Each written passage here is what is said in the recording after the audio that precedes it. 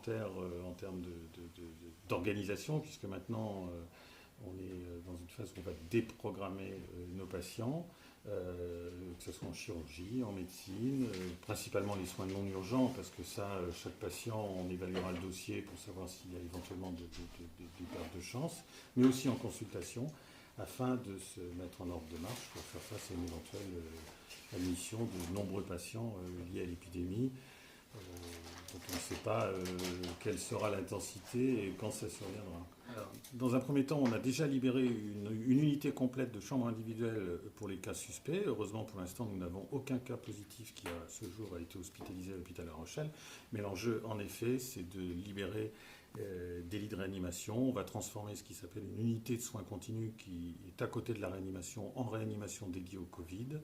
Et puis on s'adaptera au coup par coup en fonction de l'intensité ou pas de l'épidémie, qui est une inconnue. Mais c'est vrai que quand on voit ce qui se passe dans l'Est et la région parisienne, il faut qu'on soit en ordre de marche pour faire face et ne pas se retrouver débordé.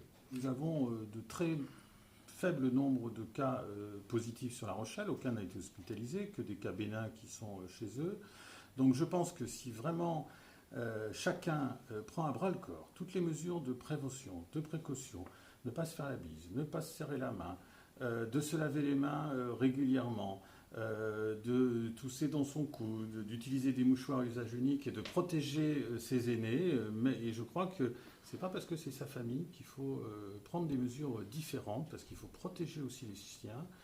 Je pense que si chacun d'entre nous, à titre individuel, joue au maximum le jeu de la prévention, eh bien, nous avons les moyens de limiter l'épidémie. Et c'est peut-être en ce moment que ça se joue. Et j'appelle vraiment chacun à être extrêmement rigoureux, parce que c'est peut-être ce qui limitera le pire. Parce qu'il faut bien être conscient que ce qui nous mettra dans la difficulté, c'est le nombre de malades au même moment. On voit actuellement qu'il y a 5% en France de patients qui nécessitent la réanimation. Il y a 2800 patients infectés en France, ce qui n'est pas beaucoup. Je rappelle qu'on a 400 000 habitants dans le territoire. Il y en a 129 en réanimation.